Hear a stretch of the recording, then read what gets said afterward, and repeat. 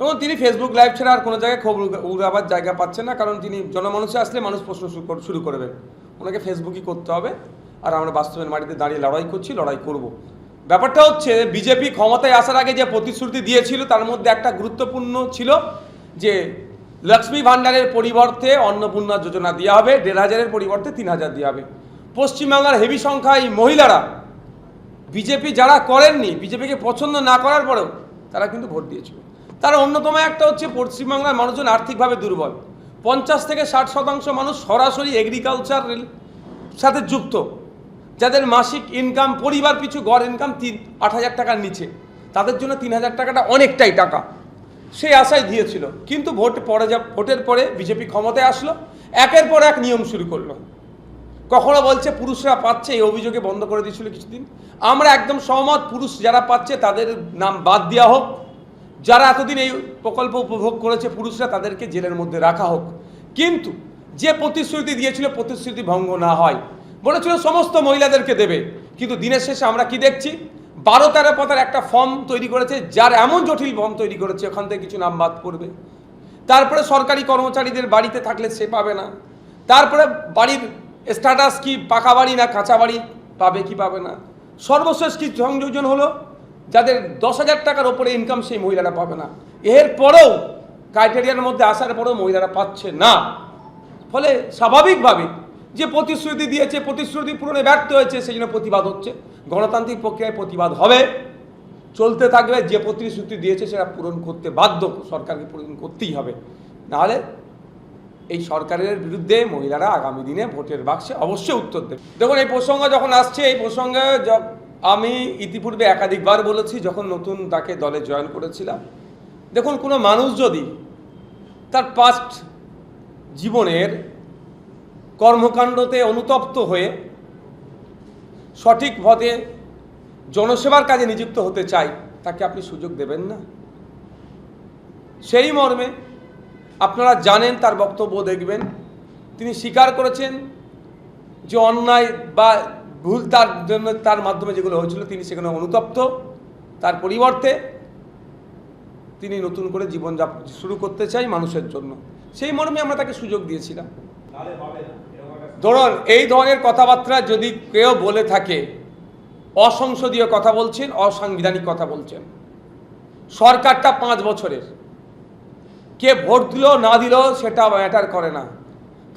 যখন ওত নিচ্ছেন তখনই প্রত্যেকটা নাগরিককে পরিষেবা দেওয়া তার দায়িত্বে, কর্তব্যের মধ্যে বর্তাচ্ছে। এখন ফেলিওর হচ্ছে, পরিষেবা দিতে যখন পারছেন না তখন যে কথাগুলো বলছেন এগুলো অসংসদীয়, অসাংবিধানিক বলে মনে করি। এটা শুধুমাত্র নাম্বার আছে বলে এই নাম্বারের দম্ভ দেখানো হচ্ছে। একটা সময় কিন্তু দেখলে দেখা যাবে বিগত যে সরকারগুলো আজকে ইতিহাসের পাতায় ঠাঁই হয়েছে তারাও নম্বর দেখাতো। আমি এ ধরনেরও বিধানসভার মধ্যে দেখেছি, আমি উপস্থিত ছিলাম। ট্রেজারি বেঞ্চ থেকে বিরোধীদের উদ্দেশ্যে বলা হয়েছিল যে আপনাদের এত গুটি কয়েক আছেন বলে টিপ্পানি কাটা হয়েছিল। তারা দেখুন আজকে ইতিহাসের পাতায় ঠাঁই হয়েছে। আমি বলবো না যে সরকার চলছে, যে ইতিহাস থেকে শিক্ষা নিতে হয়। শিক্ষা নিন, যেই ধরনের ক্ষমতা বা নাম্বারের দম্ভ দেখাবেন না, আপনারাও ইতিহাসের পাতায় ঠাঁই হয়ে যাবেন। তাহলে আরাবুল ইসলাম বকলমে যদি বিজেপিকে সহযোগিতা করে, ভাঙড়ের মানুষ কিন্তু জবাবটা দেবে। দেখুন, এই জঙ্গি শব্দটা যিনি খুব ব্যবহার করতেন, ক্যানিং পূর্বের প্রাক্তন বিধায়ক, ইউএপি এখন খেয়ে তিনি বসে আছেন। তা আমি বলবো, আরাবুল ইসলাম মনে হয় তাহলে আমাদের শত্রু দেশে গিয়েছেন, ঘুরে এসেছেন, ওই সম্পর্কে এত জানলেন কি করে, বা তার যোগাযোগ কোথায় কি আছে না আছে, তাহলে একটু তদন্ত করা দরকার। ভাঙড়ের মানুষ যথেষ্ট শান্তিপ্রিয় মানুষ। ভাঙড়ের মানুষ হিংসা চায় না, মারামারি চায় না। যদি হিংসা মারামারি চাইতো, বিগত দিনে 15 বছর যেভাবে পাওয়ার গ্রিড থেকে শুরু করে, অধ্যাপিকাকে জগছুড়া থেকে শুরু করে, বিএলআরও অফিস থেকে শুরু করে বিভিন্নভাবে যে অনৈতিক কাজগুলো করেছে, মানুষ ঘিরে ধরলে আর উত্তর দিতে পারবে তো? কিন্তু ভাঙড়ের মানুষ চায় না। আর আমি হিংসামুক্ত রাজনীতির পক্ষে সবসময় সওয়াল করে যাব। কে কি সার্টিফিকেট আমাকে দিল, ওতে নিয়ে আমি ভেঙে পড়ি না। দেখুন, এটা ওখানে কলকাতা পুলিশের ভাঙড় ডিভিশন আছে, এন্টি এক্সিট পয়েন্টে সিসিটিভি আছে। যদি একটা বহিরাগত কাউকে দেখাতে পারেন, প্রথম কথা হচ্ছে আমি ঝামেলার পক্ষপাতী নয়, ঝামেলা করার নয়। দ্বিতীয়ত যে বহিরাগতর কথা বলছেন একটা প্রমাণ করতে পারবেন না, যা দায়িত্ব নিয়ে বলছি। তৃতীয়ত ভাঙড়ের মানুষকে তিনি কি বকালেমে আবার বহিরাগত বলে দিচ্ছেন? ভাঙড়ের মানুষকেই ভাঙড়ি যারা আছে তাদেরকে কি বহিরাগত বলা হচ্ছে? এর জবাব কিন্তু ভাঙড়ের মানুষ দেবে। যেভাবে ভাঙড়ের মানুষকে অপমান করা হচ্ছে এটা ছাড়বে না ভাঙড়ের মানুষ। একটা প্রমাণ দেখাতে বলুন যে আমাদের কর্মীরা যে কোথাও ডিস্টার্ব করছে, একটা দেখাতে বলুন। তবে একটা কথা, আমাদের কর্মী নয় সাধারণ মানুষকে ভাঙড়ের বলা আছে যেখানে যা উন্নয়নমূলক কাজ হবে শিডিউল সেখানে টাঙাতে হবে, সাধারণ মানুষকে দেখাতে হবে। 6 ফুটের ঢালাই রাস্তা চওড়া, সেখানে 5.5 ফুট 5 ফুট করে 1 ফুট 1.5 ফুটের টাকা খেয়ে নেবে না। 8 ইঞ্চি গেজ বা 6 ইঞ্চি গেজের ঢালাই রাস্তা 4 ইঞ্চি করবেন, একদম ছাড় দেওয়া যাবে না। ঢালাই রাস্তার আগে ইট বিছোতে হবে, ইট না বিছিয়ে আপনি ঢালাই করে দিয়ে চলে যাবেন। ভাঙড়ের ISF এর কর্মী কেন, সাধারণ মানুষ প্রস্তুত আছে এগুলোকে আটকাবে? তখন ভাঙড়ের সাধারণ মানুষকে জিজ্ঞাসা করুন। দেখুন, আমি একটা কথা বুঝি যে দলে যখন ছিল সে আমার সোনার টুকরো ছেলে দল থেকে চলে গেল, তার আগে পরে নানান বিশ্লেষণ যুক্ত করতে হবে, ওটা আমি বলবো না। আমি আগের দিনেও বলেছি, আজকেও বলছি, নীতির লড়াই চলতে থাকবে, ন্যায়কে প্রতিষ্ঠার লড়াই চলতে থাকবে। পঞ্চায়েত সমিতি বলুন আর পঞ্চায়েত বলুন, জেলা পরিষদ বলুন, কোনো কাজে কাটমানি নেওয়া যাবে না।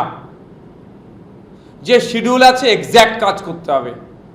কাউকে ধমকে চমকে কলকারখানা করতে এসছে, এখানে কোম্পানি সেট আপ করতে এসছে, ভাঙড়ের মানুষের কাজ হবে, সেখানে আপনার গ্যারেজ তার জায়গার সামনে 4টে ফ্ল্যাগ লাগিয়ে দিয়ে টাকা তুলবে, ভাঙড়ের এই বদনাম করতে দেওয়া যাবে না।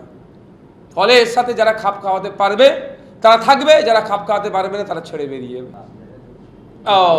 ভবানীপুরের মতো জায়গা এখন মিডিয়ার বন্ধুদের অনেক এটা নিয়ে চর্চা করার সময় হয়েছে।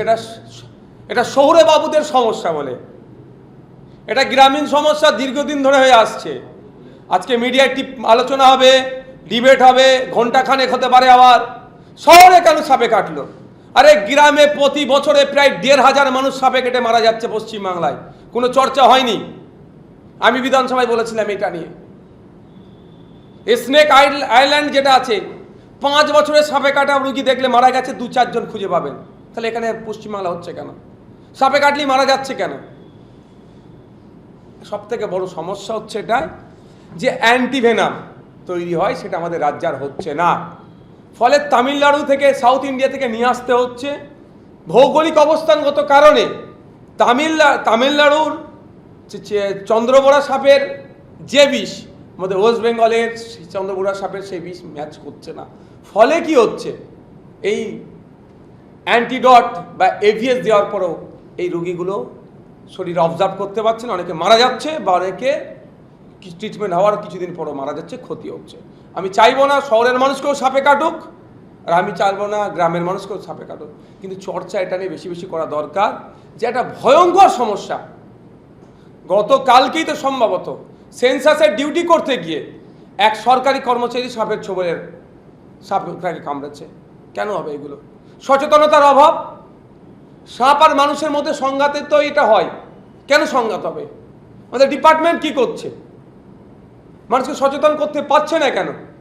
পশ্চিমবাংলায় 104-5 রকমের সাপ আছে, 4টে সাপ সব থেকে বেশি কাটে। সেই সম্পর্কে মানুষকে সচেতন করা হচ্ছে না কেন? দপ্তর আছে, মিনিস্টার আছে, সচিব আছে, বছরে বছরে বরাদ্দ হচ্ছে, কিন্তু সাধারণ মানুষের আউটকাম কি হচ্ছে? বাজেট বেড়ে যাচ্ছে, কিন্তু আউটকাম যতক্ষণ আমরা দেখাতে পারবো সেই বাজেটের কোনো দাম নেই। আজকে এটা নিয়ে চর্চা হচ্ছে কলকাতা শহরে নামি দামি একটা স্কুলে সাপে কেটেছে বলে, কিন্তু গ্রামে প্রতিনিয়ত দেখুন primary school, upper primary school, high স্কুলে দেখুন এই ধরনের ঘটনা প্রায় আপনারা পাবেন।